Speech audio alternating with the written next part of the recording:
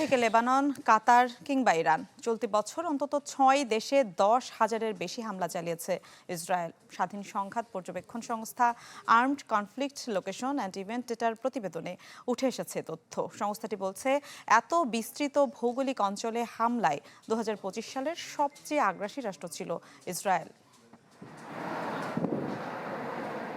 2025 সালে বৈশ্বিক সামরিক আগ্রাসনের মানচিত্রে সবচেয়ে বেশি যে রাষ্ট্রের নাম উঠে এসেছে সেটি ইসরায়েল। চলতি বছরে সরাসরি ও পরোক্ষভাবে অন্তত 6টি দেশের ভূখণ্ডে সামরিক হামলা চালিয়েছে দেশটি। স্বাধীন সংঘাত পর্যবেক্ষণ সংস্থা armed conflict location and event ডেটার তথ্য বলছে, এ বছরের শুরুর দিন থেকে ডিসেম্বরের প্রথম সপ্তাহ পর্যন্ত জায়নবাদীরা অন্তত 10,631টি সামরিক হামলা চালিয়েছে। এক বছরে এত বিস্তৃত ভৌগোলিক পরিসরে সামরিক হামলা আধুনিক ইতিহাসে বিরল। চলতি বছর ফিলিস্তিনি ভূখণ্ডে গড়ে প্রতিদিন হামলা হয়েছে 25 বার, যার 90%ই গাজায়। চলতি বছর উপত্যকাটিতে নিহত হয়েছেন 25,000-এর বেশি মানুষ, আহত অন্তত 62,000। ফিলিস্তিনের বাইরে ইসরায়েলের দ্বিতীয় বৃহত্তম সামরিক অভিযান চালানো হয়েছে লেবাননে। হিজবুল্লাহর সাথে যুদ্ধবিরতির মাঝে বৈরুতে অন্তত 1,653টি হামলা চালিয়েছে ইসরায়েল, গড়ে প্রতিদিন 5টি। 2024 সালের নভেম্বরের যুদ্ধবিরতির পরও দক্ষিণ লেবাননে চলছে আগ্রাসন। মধ্যপ্রাচ্যের সংঘাত নতুন মাত্রা পায় ইরানে ইসরায়েলের সরাসরি আঘাতে। জুনে 200টি যুদ্ধবিমান নিয়ে ইরানের বিভিন্ন পারমাণবিক সামরিক স্থাপনায় হামলা চালায় ইসরায়েল।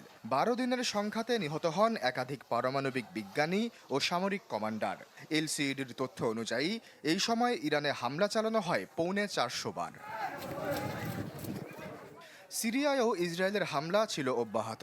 গেল এক বছরে দেশটিতে 2 শতাধিক হামলা চালানো হয়েছে, যার বেশিরভাগই কুনেইত্রা, দেরা ও দামেস্কো এলাকায়। জুলাই মাসে দামেস্কে প্রতিরক্ষা মন্ত্রণালয়ের সদর দপ্তর এবং প্রেসিডেন্সিয়াল প্যালেসের কাছাকাছি এলাকায় হামলা চালিয়ে সংঘাতের একটি নতুন ফ্রন্ট খুলে দেয় জায়নবাদীরা। আরব উপদ্বীপের দক্ষিণে ইয়েমেনেও পৌঁছেছে ইসরায়েলের সামরিক হাত। ইসরায়েল থেকে প্রায় 1,200 কিলোমিটার দূরের এই ভূখণ্ডে এক বছরে অন্তত 48টি হামলা চালিয়েছে জায়নবাদীরা। নিহতের তালিকায় আছেন হুতি প্রধানমন্ত্রী আহমেদ আল রাহাওয়ি সহ বেশ কয়েকজন জ্যেষ্ঠ কর্মকর্তার নাম। উপসাগরীয় অঞ্চলও এবার সরাসরি ইসরায়েলের হামলার মুখে পড়ে। সেপ্টেম্বরে কাতারের রাজধানী দোহায় হামলা চালানো হয়।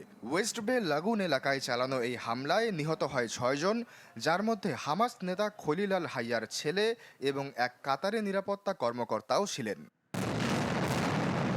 2025 সালে গাজার অবরোধ ভাঙতে আন্তর্জাতিক ত্রাণবহরের উদ্যোগেও হামলা চালায় ইসরায়েল। মে মাসে মাল্টার উপকূল থেকে মাত্র 14 নটিক্যাল মাইল দূরে কনসায়েন্স নামক একটি ত্রাণ জাহাজে ড্রোন হামলা হয়।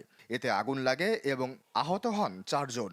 সেপ্টেম্বরে তিউনিশিয়ার সিদি ব্লু সাইদ অঞ্চলে গ্লোবাল সুমুদ ফ্লোটিলায় ড্রোন হামলা চালানো হয়। একই মাসে গ্রিস উপকূলের কাছে অবস্থানরত ত্রাণবহরের সংগঠকদের নৌকায় একাধিক বিস্ফোরণ ও ড্রোন হামলার শব্দ শোনা যায়।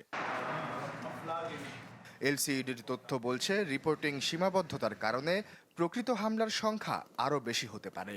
এক বছরে এতগুলো দেশে ও অঞ্চলে সামরিক অভিযান ইসরায়েলকে 2025 সালের সবচেয়ে আগ্রাসী রাষ্ট্রের তালিকায় শীর্ষে তুলে এনেছে। আশ্বাস চৌধুরী, চ্যানেল 24। সানশাইন আটা ময়দা সুজি, ভালোবাসায় তৈরি।